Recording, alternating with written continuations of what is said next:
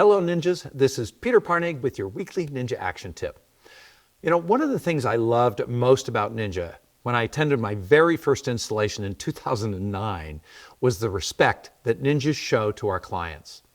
Unlike old school sales techniques, we don't try to close people or we don't try to overcome their objections. Instead, we use processes to help them make decisions that satisfy their needs by guiding them into clarity. Genius. As the market is becoming more balanced, which really is code talk that says listings aren't selling quickly, I'm hearing some old references to return that I kind of take issue with.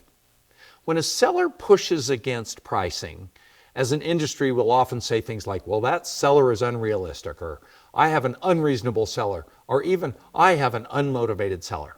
First, doesn't it really make sense that if anybody puts a house on the market, which takes an enormous amount of effort and energy, they are motivated by something? But the assumption we make is that they should be motivated to sell at market value now. On the converse, we often make an assumption that they're trying to get the highest price possible. Well, think through this. What if their motivation is only to sell at a certain price? What if their motivation is to not leave any money on the table? And on the other side, what if their motivation is a quick sale and leaving a little money on the table isn't the most important thing to them? So we have touched on this before, but it is our job to get clear on their motivation, then help them make the best decision to accomplish that.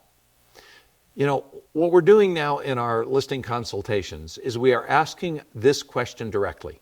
Mr., Ms. Seller, you have two risks that you'll be balancing when you put your house on the market and decide on a pricing strategy. The risk of the property not selling and the risk of leaving money on the table.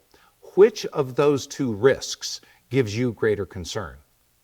Once they can get to the bottom of that and they share it with us, and by the way, when a couple is selling, we're often discovering that each of them has a different concern. Our job then is to help them create a pricing strategy that satisfies those two concerns. In other words, when we call a seller unrealistic or unreasonable or unmotivated, it seems that what really is going on is they are not clear about how the market is behaving or how their house fits in the competition and what the fear that is that they're trying to satisfy. So our action tip for the week is to help our buyers and sellers get clear by helping them manage their greatest fears. For a seller, we know that it's fear of the property not selling or leaving money on the table and maybe paying us too much.